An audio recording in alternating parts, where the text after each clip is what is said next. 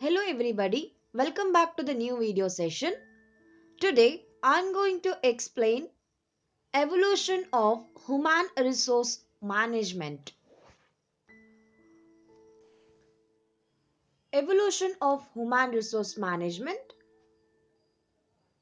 Human resource management has replaced the traditional concept that is labor welfare and the personal management. Before introducing the name as a human resource management, that department was called as a labor welfare and the personal management. At present, that is human resource management from they evolved from the number of the significant interrelated de- developments which the date back to the era of the industrial revolution. So before this industrial revolution, there was a labor welfare and the personal management departments are dealing with the human resources. So in a later era, that is human resource management was introduced by the government of India.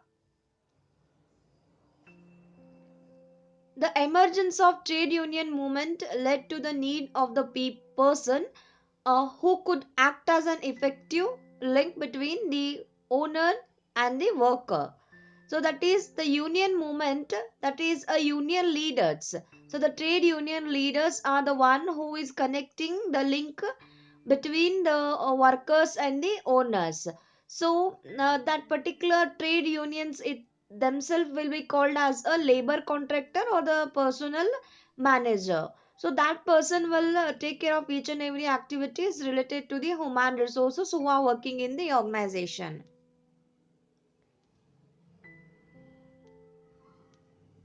Next point, with the introduction of the factory system, there are thousands of the people starts begin their employment under the one roof.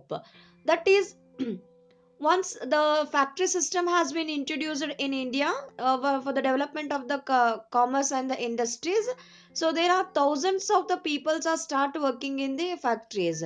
So earlier they were working in the agriculture. So what happened, once it is the factory system introduced, they start working in the karkhana, or you can call as a factory. So under the factory there are so many people start working and they are earning a daily wages. The job of the hiring the people for the organizations was given to the only one man. That one man himself called as a the human resource manager. Now it is named as a human resource manager, but earlier they will be called as a labor union leader or the personal manager. So who later on was assigned the responsibilities of recruitment, selection and placement of the personnel.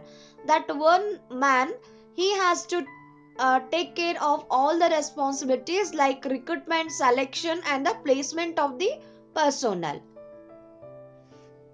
This led to the emergence of the personnel officers in the first place, and later that will be called as a personnel manager later on, which I explained. That is that particular one man who is a held responsible of all the recruitment, selection and the placement of the personnel. So that person will be called as a personnel officer. So later they will be called the name as a personnel manager.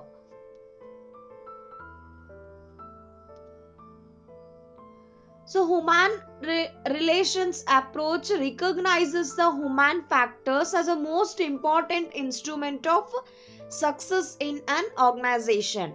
So if you compare a machine and a worker, if you have a cross together investment on the machinery, but still you require a man or people to give a command to the machines. So that is said as the human relation approach recognizes that human factor is a most important instrument for the successful of the organization. All the work is not done by the machineries. So workers, that is human resources, also plays a vital role for success of any organization. So fact that is fast changing technology development, however, necessitated new skill development and the training of employees. Later on, a fast changing technology or development in the technology, so that is influenced more on the human resources. So to do the work in the organization, they require the highly qualified workers and they should have a technical background. So these all element will making the human resource or the personal manager to be competent and facing a challenges to select the right person for the right job. And also it is includes of training and development of the employees in the organization, which is most important. So everybody will worry about their career, so for that reason they have to give some training and development opportunities for their career development. People came to recognize it as the valuable resources which can be further developed. So, increase in the scope of the work led to the replacement of personnel managers with a human resource manager. So, earlier they were called as a labor officer or personnel officer. That person will be named as a personnel manager. So, once the personal manager role over, so next they were introduced as a human resource manager. So people came in to recognize that a valuable resources, that is none other than the human resources. So for that reason they will be called or named, the whole group of the people in the organization, they will be called as a human resources. So those human resources, there will be the one manager, that manager will be called as a HR manager. So his or her role is increases to the extension of development, overall development of the worker. So you may have observed that all these aspects are concerns with the human element. So these all aspects are related to the human element in the industry, as it is distinct from the mechanical side of the enterprises. So like every work is related to the human element, so you cannot take a work from the workers like a machineries. So you must keep aside some mechanical, and you have to only concentrate and treat the workers as a human beings and taking the work according to the specification and the standards set by the labor union act. That is, every employees must work at least 8 hours. If they are working extra, then the standard they must be paid. So staffing is an one of the important part of the human resource management, as it is the practice of that is includes some functions like finding the workers, that is employees in the organization wherever the vacant positions are there, evaluating, that is checking whether they are suitable for the organization or not, establishing a working relationship, that is who is higher management, who is the lower management, and who belongs to the middle management, who are connecting to the both the top as well as the bottom management.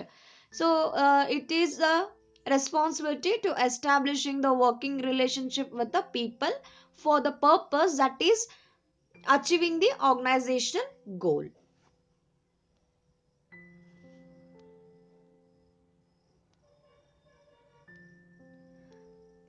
The conclusion for the evolutions of human resource management, so it is important to understand that the staffing is both as a function of the management, just like a planning, organizing, directing and controlling, as well as it is distinct functional area of the management, just as a marketing management and the financial management. So this is a function which is existing all the functions of the organization. So it is also a department like a marketing department and a financial department. So there is a one department, that is human resource department. So the staffing is therefore will be called as a, it is referred to the both, that is a line as well as a staff activity, that is an essential function of the managers as well as an adversely role played by the human resource department. So this is both, that is line as well as a staff activity, because it has to be performed by everybody in the organization. So one who will become the manager, his or her role is to act as a, sometime act as a HR manager, sometime act as a reported that particular department manager.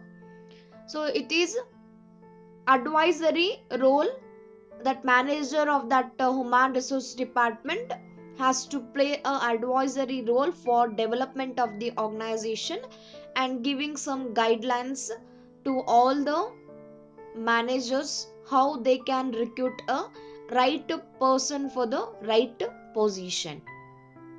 So this completes today's topic. Thank you.